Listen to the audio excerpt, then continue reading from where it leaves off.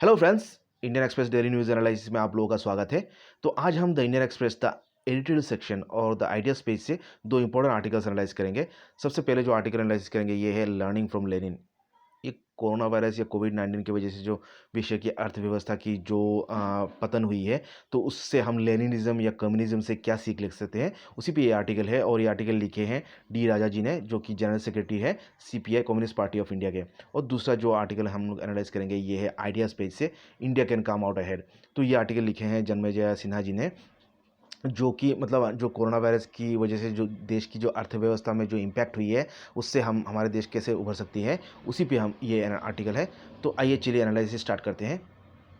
दोस्तों, सबसे पहले जो आर्टिकल एनालाइज करेंगे ये है राजा जी द्वारा लिखा गया लर्निंग फ्रॉम लेनिन। और इसमें पहले पैराग्राफ में वो कुछ तथ्य बोलते हैं कि आज जो अप्रैल 22 2020 वो 150वें जन्म दिवसीय है व्लादिमीर लेनिन की। और ये व्लादिमीर लेनिन एक महान लेफ्ट पॉलिटिक्स के नेता थे और लीडर थे, और एक पॉलिटिकल थियोरिटिशियन थे। उनका नाम कार्ल मार्क्स के बाद ही उनका नाम लिया जाता है। और वो एक एक्सीलेंट मतलब स्ट्रेटेजिस्ट थे, मतलब और टैक्टिशियन थे, मतलब बहुत ही मतलब दक्ष, मतलब एक प्लानर थे। और उन्होंने जो रशिया की जो सोशलिस्ट रिवॉल्यूशन हुई थी उसका उन्होंने लीड लिया था, बोल्शेविक रिवॉल्यूशन 1917 की। और वो थे प्रथम फर्स्ट सोशलिस्ट, मतलब फर्स्ट सोशलिस्ट कंट्री जो यूएसएसआर, भूतपूर्व जो यूएसएसआर की प्रथम मतलब लीडर थे और हेड थे, फाउंडर थे और उसकी नेता थे। और राजा जी ये कहते हैं तो वर्किंग क्लास जो पीपल है, उनको तो आज स्मरण करना ही चाहिए उनकी नेता लेनिन की। लेकिन जो मतलब एक नई सोशल ऑर्डर जो उनकी स्थापना की थी, तो उसके बारे में अभी जो हमें जो सोशलिज्म या समाजवाद के बारे में अभी सोचना चाहिए। जो अभी हालांकि जो कोविड-19 के बाद जो वर्ल्ड की जो अर्थव्यवस्था की जो दावानौल हो रही है या जो पतन हो रही है, उसमें अभी सोशलिज्म की कितनी महत्व है, उस बारे में सभी लोगों को सोचना चाहिए। बल्कि जो आज जो लेनिन की जन्मदिवसी है, 150वें जन्मदिवसी है, उसमें हमें उनकी जो महान नीति थी ये समाजवाद का, उसे फिर से दोहराना चाहिए, ये कहना है राजा जी का। और राजा जी ये कहते हैं जो लॉकडाउन जो इम्पोज़ किया गया है विश्व भर में, ये कोरोना क्राइसिस के बाद, इसके इसके तहत मतलब विश्व के सैकड़ों मतलब भूखे या जो घर से बेघर या जो बेरोज़गार हो गए हैं, उनमें एक मतलब एक तीव्र प्रतिरोध की एक भाव आई है। और जो माइग्रेंट वर्कर्स हैं उनमें भी एक मतलब प्रतिरोध की बहाव आई है। सभी देशों में, बहुत सारे देश में, और ये यूएस भी इसमें शामिल है। तो ये उसी की याद दिलाता है जो कम्युनिज़्म मूवमेंट थी, जो भूखे, जो जॉबलेस या जो गरीब तबके के लोगों की जो प्रतिरोध थी, जो कैपिटलिज़्म की या जो पूंजीवाद के विरुद्ध, उसी उसी की हमें याद दिलाता है ये कोरोना क्राइसिस के बाद जो गरीब या जो वर्किंग क्लास पीपल की जो तबाही हो रही है। तो इसी को हमें स्मरण करना चाहिए। अभी देखिए जो ग्रेट डिप्रेशन की भी याद दिलाती है, जो कि अक्टूबर 1929 की बात है। हालांकि ये जो 20वीं शतक की पहली फर्स्ट हाफ में हुई थी, उसमें जब ग्रेट डिप्रेशन में इकोनॉमी इतनी मतलब पतन हो गई थी कि जो डो जोन्स इंडस्ट्रियल एवरेज है, जो यूएस की जो एवरेज स्टॉक एवरेज दिखाती है 30 कंपनी की, उसमें मतलब 20% मतलब वहाँ गिर गया था एक दिन में। तो आप समझ सकते हैं इकोनॉमी कितना डाउन हो गया था उस समय। और ये जो ग्रेट डिप्रेशन हुई थी 1920 की जो प्रथम 20वीं शताब्दी के प्रथम भाग में ये हुई थी। इसका क्राइसिस ओवर प्रोडक्शन जो मुहिम किया था विश्व की देशों ने, और जो ओवर एक्यूमुलेशन मतलब जमावाद, पूंजीवाद की जो नीति या ओवर प्रोडक्शन की नीति, उससे क्या हुआ था, जो परचेसिंग पावर था वो एकदम कम गई थी। क्योंकि जिनके पास पैसा था वो तो मतलब कुछ ले नहीं पा रहे थे, क्योंकि जिनके पास ज़्यादा पैसा था वो लेके मतलब सब स्टॉक कर दिया था। तो इससे आपका परचेसिंग पावर भी कम गया और इन्वेस्टमेंट पावर भी कम गया था, और इससे बहुत ही बेरोज़गारी इतना बढ़ गया था, और कई सारा इकोनॉमिक प्रॉब्लम बढ़ गई थी, जिससे कि आपका विश्व की जो इकोनॉमी है वो रिसेशन में चली गई थी। और जो 1929 और 32 के बीच में जो ग्रेट डिप्रेशन हुई थी विश्व में, ये पूरा यूरोप और यूएस में इसकी इम्पैक्ट हुई थी और इसी पीरियड में जो यूएस की इकोनॉमी थी वो मतलब कंपटीशन में थी आपकी यूरोपियन इकोनॉमी से। और इसके बदौलत क्या हुआ था, आपका जो गृहहीन जो होमलेसनेस बढ़ गई थी विश्व में, लोगों की माइग्रेशन बढ़ गई थी, जो जॉब रिलेटेड माइग्रेशन या भूखमरी बढ़ गई थी, हंगर बढ़ गई थी, और लोगों की त्राही और जो परेशानी बहुत ज़्यादा बढ़ गया था, क्योंकि ये दोनों पूंजीवाद देश मतलब इतना कंपटीशन कर रहे थे जिससे कि ओवर प्रोडक्शन और ओवर कंजम्पशन हो रहा था, और तो गरीब तबके के लोगों की कोई सोच ही नहीं रहा था। और जो क्राइसिस था, जो कैपिटलिज्म और जो कॉन्फ्लिक्ट जो कैपिटलिस्ट कंट्री में हुई थी, यूएस और यूए के, और जो यूएस और यूरोप की कंट्रीज़ और जो कि कैपिटलिस्ट कंट्रीज थे, उसके फलस्वरूप राजा जी कहते हैं कि वर्ल्ड वॉर वन की नींव रखी गई थी या वर्ल्ड वॉर वन हुई थी। और इससे पहले मतलब 50 साल पहले मतलब कार्ल मार्क्स से अपना किताब जो डास कैपिटल है उसमें प्रथम वॉल्यूम में ही प्रथम उन्होंने इसमें कहा था कि जो कैपिटलिज्म है ये एक इकोनॉमिक क्राइसिस है, या अर्थव्यवस्था में एक मतलब क्राइसिस या एक मतलब समस्या है। इस ये समाधान नहीं है, बल्कि ये एक समस्या है जिससे कि कई अनगिनत और भी इकोनॉमिक प्रॉब्लम होती है। और राइटर राजा जी ये कहते हैं कि जो ग्रेट डिप्रेशन की जो पहले भाग में जो लीड लिया था जो रिवॉल्यूशन का, वो उसमें व्लादिमीर लेनिन की प्रमुख प्रमुख भूमिका थी। और उन्होंने उनकी लेनिन ने ये तर्क किया था कि जो कैपिटलिज्म है वो मतलब अपने जो चरम सीमा में पहुंच गई है, जो कि एक नायकतावाद या मोनोपोली कैपिटलिज्म है। और उसके बाद ये हो जाता है, जो एक नायकतावाद कैपिटलिज्म के बाद ये हो जाता है मतलब शोषणकारी कैपिटलिज्म और मृत्युमुखी मतलब अर्थनीति की मृत्यु लाती है, या लोगों को मतलब मृत्यु की ओर ले जाती है, मतलब पैरासिटिक, शोषणकारी और मोरीबान हो जाती है। सो ये उनकी जो किताब थी imperialism the highest stage of capitalism, जो देश जो दूसरे देश की को शोषण करता है, या इम्पेरियलिज्म है, वो मतलब कैपिटलिज्म का सबसे उच्च स्तर में जब कैपिटलिज्म चला जाता है तब देश इम्पेरियलिज्म में आ जाता है। तो ये मतलब कैपिटलिज्म का ही एक समस्या का परिणाम है।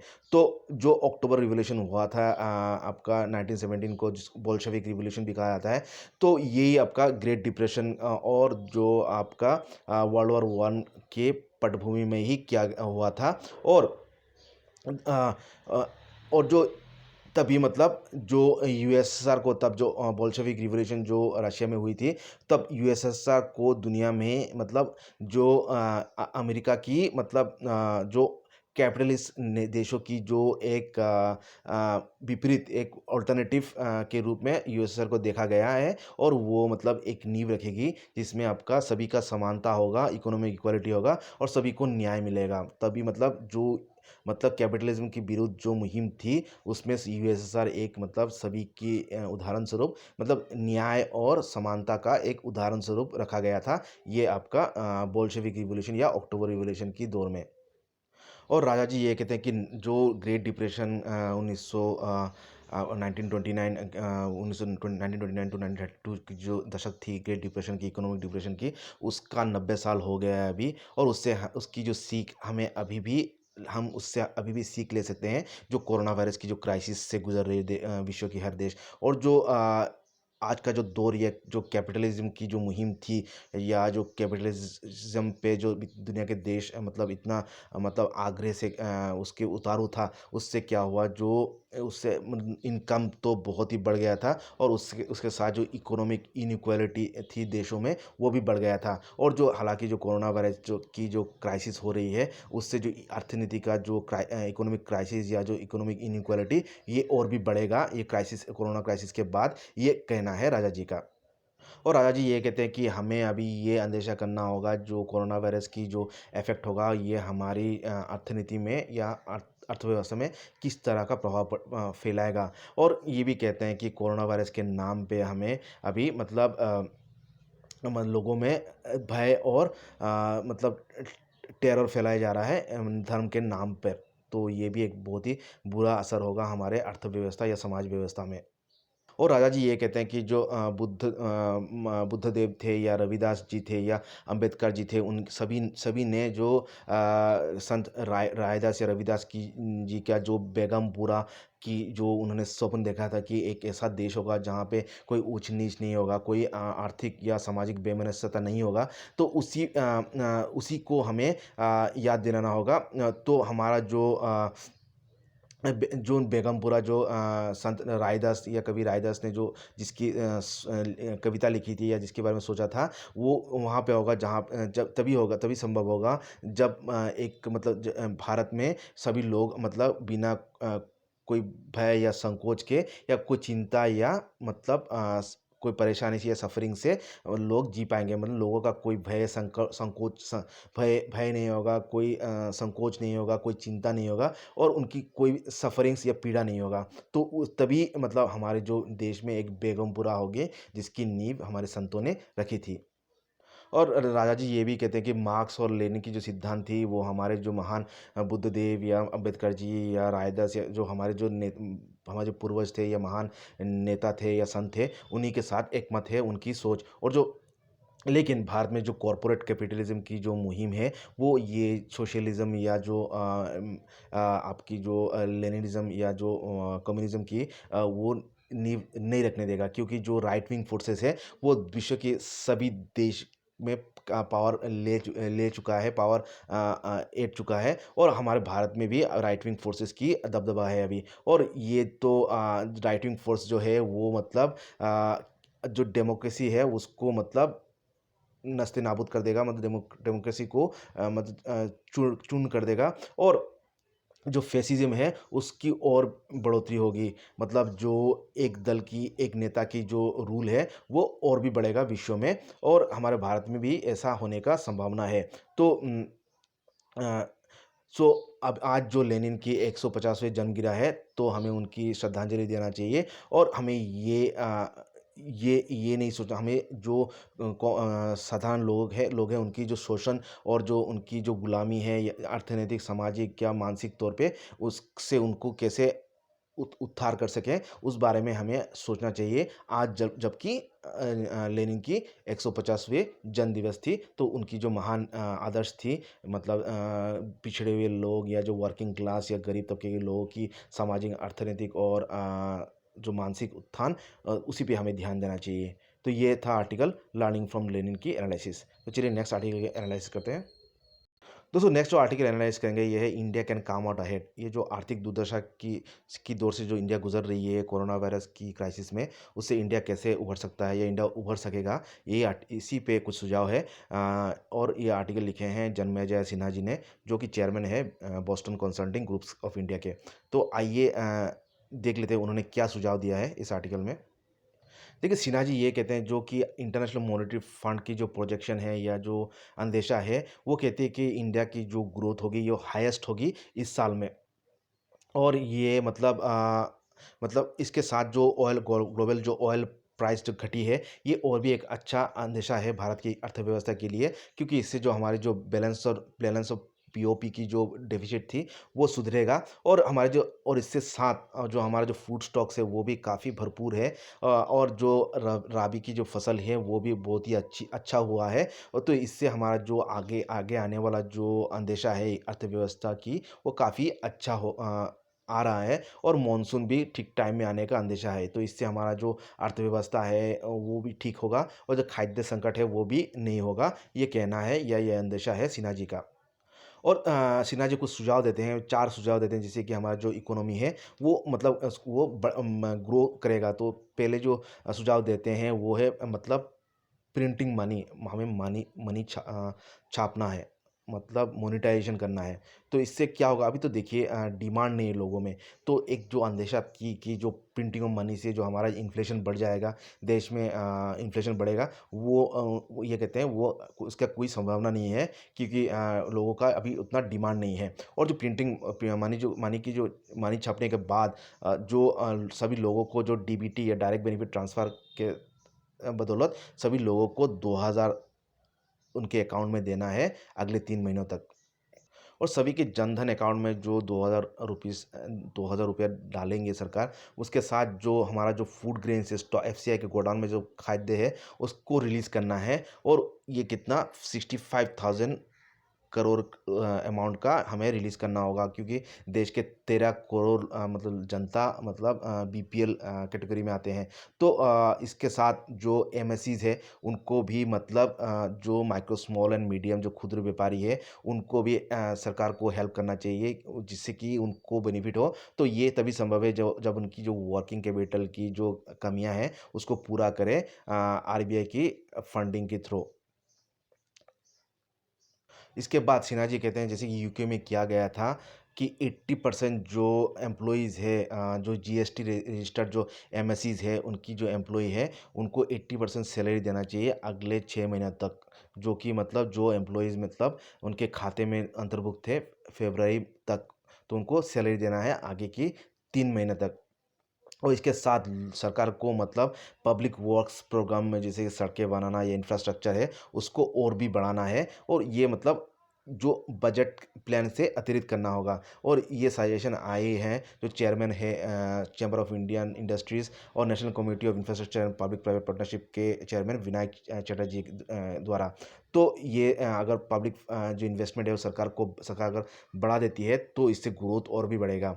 तो अ, तो सिन्हा जी कहते हैं ये जो फंड जो इन्वेस्टमेंट जो फंड सरकार करेगी उसमें वो मतलब 2 लाख करोड़ का करना चाहिए। और इसमें तो एक चौथाई जो पैसा है वो मतलब प्राइमरी हेल्थ सेंटर्स मतलब जो हमारा जो स्वास्थ्य सेक्टर है उसको मतलब उसको डेवलप करने में लगाए, और बाकी के फंड जो इंफ्रास्ट्रक्चर डेवलपमेंट में लगाए। इससे क्या होगा हमारा स्वास्थ्य सेक्टर भी इम्प्रूव होगा और इंफ्रास्ट्रक्चर भी इम्प्रूव होगा। इससे हमारी इकोनॉमी भी ग्रो करेगा और हेल्थ भी इम्प्रूव होगा। तो ये दो सजेशंस है।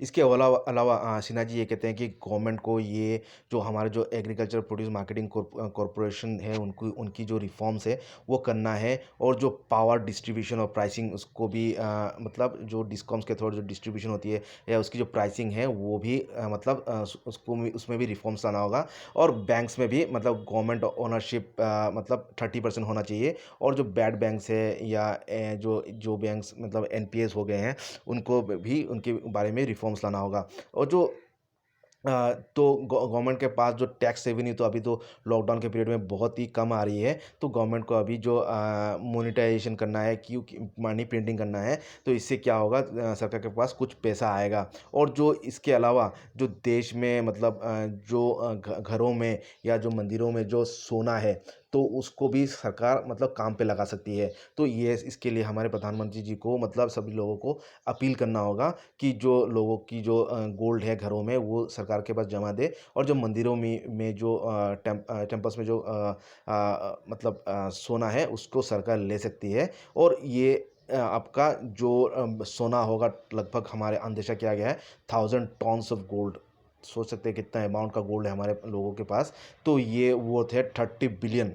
30 बिलियन बहुत सारा अमाउंट है, बहुत बड़ा अमाउंट है। और इसको जो लोग जो सरकार के पास जो गोल्ड जमा करेंगे उसको मतलब टैक्स फ्री बना देना चाहिए, और उसको उसमें एक इंटरेस्ट भी देना चाहिए सरकार को। तो वो जो ये जो जो रिटर्न मिलेगा सरकार लोगों को या मंदिरों को ये मतलब आफ्टर 10 ईयर्स मिलेगा। वो वो मतलब रुपीज़ में भी ले सकते हैं रिटर्न, या उस सोने में भी ले सकते हैं। या तो सोना उनको सोने में बढ़ोतरी होगा या उसका जो इंटरेस्ट है उनको पैसा मिलेगा। सो और ये सब जो अपॉर्चुनिटीज़ है इसके लिए हमें अभी एक्ट करना होगा। और जो अंत में ये कहते हैं जो राइवलरी चल रहा है यूएस और चाइना में, इसके बदौलत जो चाइना की जो ग्लोबल सप्लायर है, सप्लायर की जो रोल है मतलब यूएस और चाइना को, वो हम मतलब हमारा भारत जैसे देश उसको रिप्लेस कर सकता है। और इससे हमारा जो आने वाले दिनों में जो अर्थव्यवस्था है उसको काफ़ी भारी लाभ होगा। तो इसके लिए हमें सर्वाइव करना होगा और हमें अच्छी तरीक़े से इकोनॉमिक प्लान्स लेना होगा, जिससे कि हम चाइना जैसे बड़े अर्थनीति को रिप्लेस कर सके एज ए ग्लोबल सप्लायर।